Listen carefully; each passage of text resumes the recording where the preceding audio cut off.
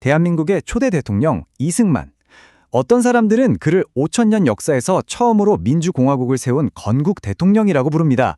그런데 또 다른 사람들은 권력을 지키기 위해 민주주의를 짓밟은 독재자라고 부르죠. 아니, 어떻게 한 사람에게 이렇게 극단적인 평가가 공존할 수 있는 걸까요? 오늘 바로 그 이야기를 한번 따라가 보려고 합니다. 네, 바로 이 두 단어, 건국 대통령과 독재자, 이게 이승만이라는 인물을 둘러싼 모순을 가장 잘 보여주는 표현입니다. 한쪽은 나라의 기틀을 다진 위대한 지도자의 모습이고 다른 한쪽은 권력에 취한 통치자의 모습이죠. 도대체 한 사람이 어떻게 이렇게까지 다른 평가를 동시에 받을 수 있는 건지 정말 궁금하시지 않으신가요? 자, 그래서 오늘 이 질문에 대한 답을 그의 파란만장했던 삶을 통해 한번 찾아가 보겠습니다. 먼저 해방 직후 그 혼란 속에서 그가 어떻게 권력의 중심에 서게 됐는지부터 시작해서요. 이어서 대통령으로서 나라의 기틀을 세운 놀라운 업적들을 살펴볼 겁니다. 하지만 그 밝은 빛 뒤에는 아주 어두운 그림자가 있었고 또 전쟁이라는 극한 상황 속에서 그는 엄청난 도박을 감행합니다. 그리고 마지막으로 그가 왜 어떻게 국민들의 심판을 받게 되었는지 그 끝까지 함께 가보겠습니다. 자, 이야기는 1945년으로 거슬러 올라갑니다. 33년이라는 긴 망명 생활을 끝내고 이승만이 드디어 고국당을 밟는 그 순간부터 시작되죠. 당시 한반도는 해방의 기쁨도 정말 잠시였어요. 곧바로 극심한 좌우 대립이라는 거대한 혼돈의 소용돌이 속으로 빠져들고 있었습니다. 바로 그때 귀국한 이승만이 대중에게 던진 첫 메시지가 바로 이겁니다. 뭉치면 살고 흩어지면 죽는다. 이 한마디가 당시 사상과 이념으로 조각조각 나뉘어 있던 민심에 얼마나 큰 울림을 줬을까요? 그는 순식간에 대중의 열렬한 지지를 받으면서 정치 무대 중심으로 떠오릅니다. 그리고 1년 뒤 정읍에서 모두를 깜짝 놀라게 할 폭탄 선언을 하죠. 당시 미국과 소련이 신탁 통치 문제로 지지부진하자 이럴 바엔 남한만이라도 정부를 세워야 한다고 주장한 겁니다. 물론 분단을 고착화시킨다는 엄청난 비판을 받았죠. 하지만 이미 북쪽에선 사실상 공산 정권이 세워지고 있던 현실을 생각하면 이건 정말 과감한 정치적 승부수였습니다. 그리고 바로 이 발언이 훗날 대한민국 건국의 실질적인 신호탄이 되었습니다. 그렇게 우여곡절 끝에 대한민국 초대 대통령이 된 이승만. 그는 새 나라를 제대로 세우려면 수천 년간 이 땅을 짓눌러온 아주 고질적인 문제를 해결해야 한다는 걸 알았습니다. 그게 뭘까요? 바로 땅 문제였습니다. 누가 땅을 소유하느냐 하는 문제 말이죠. 당시 대한민국은요, 사실상 소작농의 나라였습니다. 한번 상상해보세요. 농사를 짓는 사람 10명 중 8명이 자기 땅 한 평 없이 지주에게 매달려 살았다는 겁니다. 이승만 정부는 지주들의 엄청난 반대를 뚫고 농사 짓는 사람이 땅의 주인이 되어야 한다는 원칙을 밀어붙였습니다. 그 결과는요, 정말 혁명적이었습니다. 대한민국이 소작농의 나라에서 자기 땅을 가진 농민, 즉 자영농 중심의 사회로 완전히 탈바꿈한 겁니다. 그리고 이 농지개혁이 얼마나 대단한 결정이었는지는 얼마 뒤 터진 우리 민족 최대의 비극, 바로 한국전쟁에서 증명됩니다. 북한이 토지 무상분배를 내걸고 내려왔지만 이미 자기 땅을 갖게 된 남한의 농민들은 흔들리지 않았어요. 나라를 지키는 든든한 버팀목이 되어준 거죠. 그래서 훗날 많은 역사가들이 이 농지개혁을 두고 나라를 구한 신의 한 수였다. 이렇게까지 평가하는 겁니다. 하지만 여러분, 모든 빛에는 그림자가 따르는 법이죠. 이처럼 위대한 업적을 쌓는 과정에서 이승만은 자신의 권력을 지키기 위해 아주 냉혹하고 때로는 정말 잔인한 결정도 서슴지 않았습니다. 그의 통치 초기에 남은 두 개의 커다란 오점이 있습니다. 첫 번째는 친일파 청산의 실패입니다.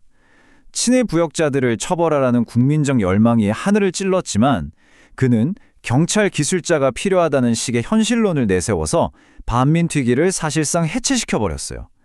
민족의 정규를 바로 세울 수 있었던 절호의 기회가 그렇게 날아가 버린 거죠. 그리고 두 번째는 바로 제주 4.3 사건입니다. 그의 강경 진압 명령 하나에 수만 명의 무고한 제주도민들이 빨갱이로 물려 학살당했습니다. 이건 건국의 빛 뒤에 가려진 우리가 결코 잊어서는 안 될 피해 역사입니다. 국가의 운명이 바람 앞에 등불 같았던 한국전쟁 시기, 그의 리더십은 정말 극과 극을 오갑니다. 국민을 기만하는 비겁한 지도자였다가 순식간에 나라의 운명을 건 도박을 성공시키는 외교의 거인으로 변모하죠. 그의 모순적인 면모가 가장 잘 드러난 시기라고 할 수 있습니다. 전쟁이 터지자마자 이승만은 라디오 방송을 통해 서울 시민들을 안심시킵니다. 국군을 믿어라. 정부는 수도 서울을 끝까지 지킬 테니 절대 동요하지 말고 생업에 종사해라. 이렇게 말이죠. 그런데 그 약속은 정말 끔찍한 방식으로 배신당하고 맙니다. 방송이 나간 직후 정작 이승만 본인은 가장 먼저 서울을 빠져나가 피신했고 군은 수많은 피난민들이 건너고 있던 한강다리를 폭파해버렸습니다. 북한군의 남하를 막는다는 이유로 수십만 서울 시민들을 적진 한가운데에 그대로 버려둔 셈입니다. 하지만 전쟁 막바지 그는 외교가로서의 천재적인 면모를 보여줍니다. 전쟁에 지친 미국이 서둘러 휴전을 추진하자 그는 정말 아무도 상상하지 못했던 카드를 꺼내듭니다. 바로 북한군 출신 반공포로 2만 7천 명을 자기 마음대로 석방시켜버린 거죠. 이건 동맹국인 미국과의 관계 파탄까지 각오한 그야말로 엄청난 도박이었습니다. 그런데 그 극단적인 승부수가 제대로 먹힙니다. 이 반공포로 석방 사건에 깜짝 놀란 미국은 이승만의 요구를 들어줄 수밖에 없었고 그 결과물이 바로 한미 상호 방위 조약입니다. 이 조약이 있었기에 전후 대한민국이 안보를 보장받고 경제 성장에 매진할 수 있었던 거죠. 전쟁은 끝났지만 권력을 향한 그의 집착은 끝나지 않았습니다. 아니, 오히려 더 강해졌죠. 민주주의의 원칙은 하나둘씩 무너져 내렸고 영원할 것 같던 그의 권력은 결국 국민들의 거대한 분노와 정면으로 마주하게 됩니다. 자, 이 숫자 1을 한번 기억해 주세요. 모든 비극의 시작이었습니다.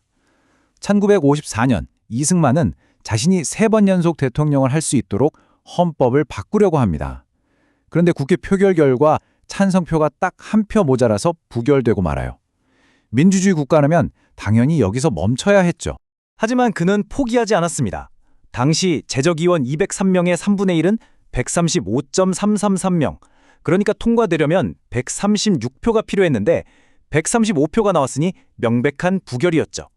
그런데 다음 날 정부가 정말 기가 막힌 논리를 들고 나옵니다.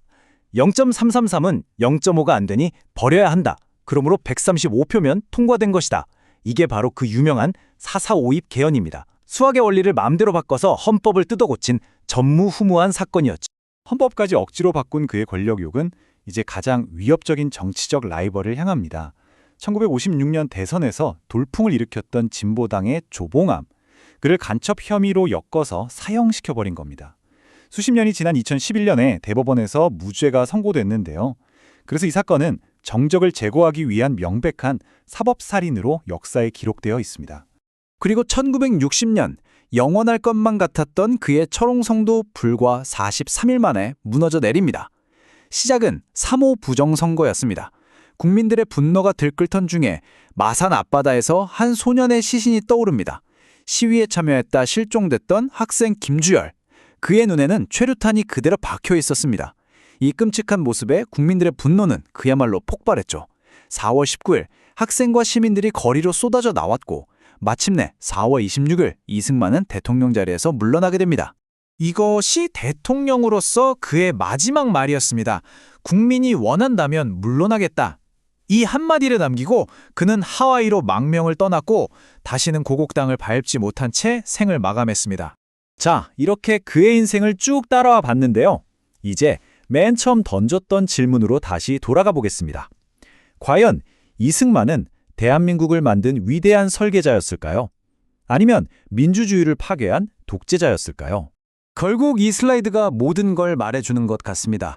그는 분명 5천년 역사 최초의 민주공화국을 세웠고 공산주의의 위협으로부터 나라를 지켜냈으며 훗날 경제 성장의 발판을 마련한 위대한 설계자였습니다.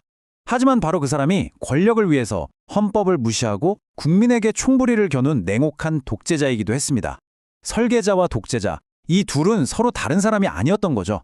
바로 이승만이라는 한 사람 안에 공존했던 두 얼굴이었습니다. 결국 이 질문은 오늘을 사는 우리에게 남겨진 숙제일 겁니다. 한 인물이 국가의 기틀을 세우는 위대한 업적을 남겼지만 바로 그 과정에서 자신이 세운 국가의 이상을 스스로 배신했다면 과연 후대인 우리는 그를 어떻게 평가하고 기억해야 할까요? 이승만의 삶은 우리 역사에 여전히 아주 무겁고 어려운 질문을 던지고 있습니다.